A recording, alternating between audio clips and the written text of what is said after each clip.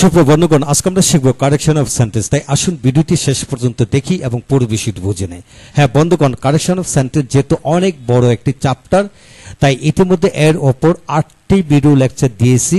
ইনশাল্লাহ এক থেকে এই প্রথম 8টি ভিডিও লেকচার দিয়েছি। আমাদের 8টি ভিডিও লেকচার প্রথম দেখুন, তারপর আজকে আমরা আলোচনা করব অ্যাডভার্বস অফ অ্যাডজেক্টিভ এবং ডিগ্রি। ডিগ্রি মানে পজিটিভ, কম্পারেটিভ, সুপারলেটিভ। ডিগ্রি কোথায় কোথায় সমস্যা বা ভুল হয় বা কমন অ্যাডভার্বস সেই সকল বিষয়গুলো নিয়ে। তাই আসুন উক্ত ভিডিওটি আমরা দেখি। তবে এদের আগে এই বিষয়গুলো আপনারা অবশ্যই দেখবেন।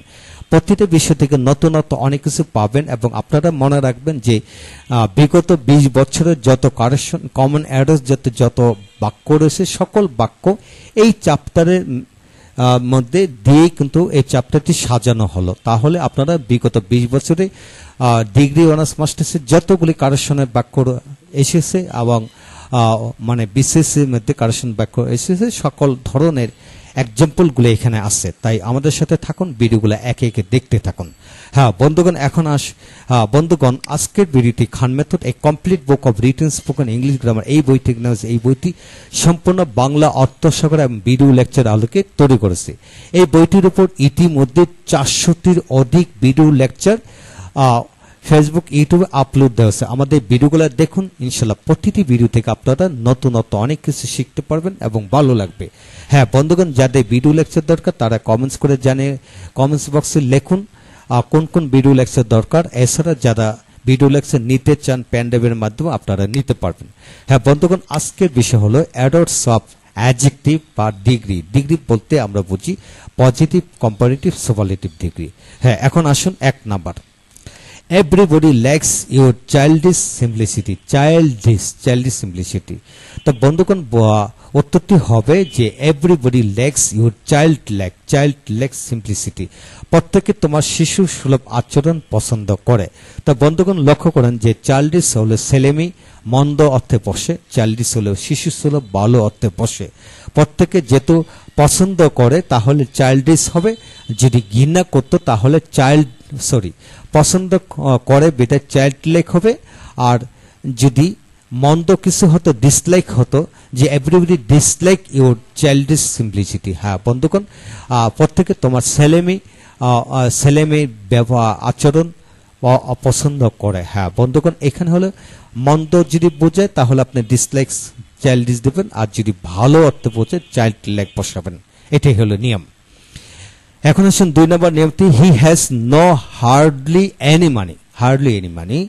এটা উত্তরটি হবে যে he has hardly any money, তার কোনো টাকা নেই বললেই চলে। হার্ডলি মানে বন্ধুগণ সে নিজে একটা নাউন, তাই এখানে আর দ্বিতীয় নো বসেনি। তো বন্ধুকে এটাই খেয়াল করতে হবে, হার্ডলি মানে নেই বললেই নেই এটা বোঝায়, তাহলে আর বসানোর দরকার নেই। তাই সমাধানটি বন্ধুগণ খেয়াল করেন, hardly, scarcely, barely, seldom, neither, still, until, unless, least. এই সকল ওয়ার্ড দিয়ে নেগেটিভ বোঝায়। এই সকল ওয়ার্ড সবসময় নেগেটিভ, নটের ন্যায় অর্থ প্রকাশিত হয়। তাই এই সকল ওয়ার্ড বিশিষ্ট সেন্টেন্সে কখনোই নো নট নেওয়ার বসে না। এই জিনিসটা খেয়াল করে পড়বেন।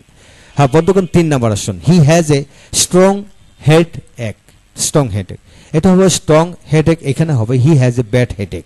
হ্যাঁ বন্ধুগণ, তার মাথা ব্যথা আছে। তো বন্ধুগণ স্ট্রং মানে হলো শক্তিশালী, বলবান, সুদৃঢ়, মজবুত ইত্যাদি, ইয়া ভালো জাতীয় অর্থে বসে।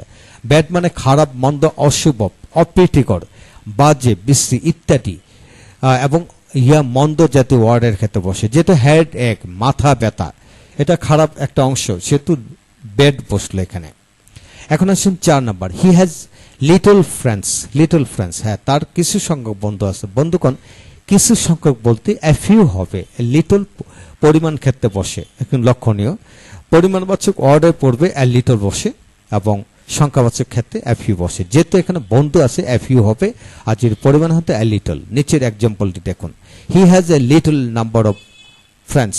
এখানে কি হবে, he has small number of friends. তার কিছু সংখ্যক বন্ধু আছে। স্মল নাম্বার হলো কিছু সংখ্যক, অল্প সংখ্যক। তো বন্ধুগণ নাম্বার বা অ্যামাউন্ট এর পূর্বে এ স্মল বসে, নাম্বার বা অ্যামাউন্টের পূর্বে কি বসে? এ স্মল বসে। এখন আসেন 6 number, no less than 70 students are present. এখানে হলো নো লেস, লেস হলো পরিমাণ ক্ষেত্রে বসে আর সংখ্যা ক্ষেত্রে ফিওর বসে। না ফিওর দেন 70 স্টুডেন্টস আর প্রেজেন্ট, 70 জনের কম ছাত্রছাত্রী উপস্থিত আছে। এখন আসেন সংখ্যা বোঝালে ফিওর আর পরিমাণ বোঝালে লেস, এটা মনে রাখতে হবে। এখন আসেন Sadia is senior than Sadimam, Sadia senior than Sadimam, এটা উত্তরটা হবে Sadia is senior to Sadimam. তো বন্ধুগণ এখানে senior, junior, superior, inferior, preferable ইত্যাদি ইত্যাদি এদের পরে ধ্যানের পরিবর্তে টু বসে। বন্ধুগণ এই টু দিয়ে কিন্তু চেয়ে অর্থ প্রকাশিত হলো, এটা নিজেরই কম্পারেটিভ, তাই এদের পড়বে মোর বসে না, এটা নিজেরই কি কম্পারেটিভ, এদের পড়বে কি বসে? মোর বসে না, আর টু বসবে কারণ এটা চেয়ে অর্থ প্রকাশিত হলো। তো এখন আসুন বন্ধুগণ পরবর্তী অংশ হলো এখানে 8 number, Hasan is braver than strong. হ্যাঁ বন্ধুগণ হাসান স্ট্রং এর চেয়ে অধিকতর সাহসী, কিন্তু বাক্যটা হয়নি। তা হাসান ইজ মোর ব্রেভ, হ্যাঁ Hasan is more brave than strong, Hasan শক্তির চেয়ে তার সাহসী, শক্তির চেয়ে সে বেশি সাহসী, এটা বোঝানো হলো। তার সমাধান হচ্ছে একই ব্যক্তির বা বস্তুর বিভিন্ন গুণের তুলনা করতে প্রথম গুণটি সর্বদা মোর বসে, গুণটি পূর্বে কি প্রথম মোর বসে, কখনো ইয়ার যুক্ত হবে না, কখনো ইয়ার যুক্ত হয় না। এখন আসুন I am much happy to meet you. তো বন্ধুগণ আমি খুব তোমার সাথে সাক্ষাৎ করাতে খুবই সুখী, কিন্তু আসলে মাছ নয় বেরি হবে, আমি খুব সুখী। তো বন্ধুগণ মাছ বসে পরিমাণ ক্ষেত্রে আর বেরি বসে মানে অ্যাডজেক্টিভের পূর্বে বসে। তারপর 10 নম্বর আসেন, I feel very better today, আমি আজকে খুব অধিকতর ভালো বা অনুভব করতেছি। এখন লক্ষ্য, I feel much better today, আমি আজ অধিকতর ভালো।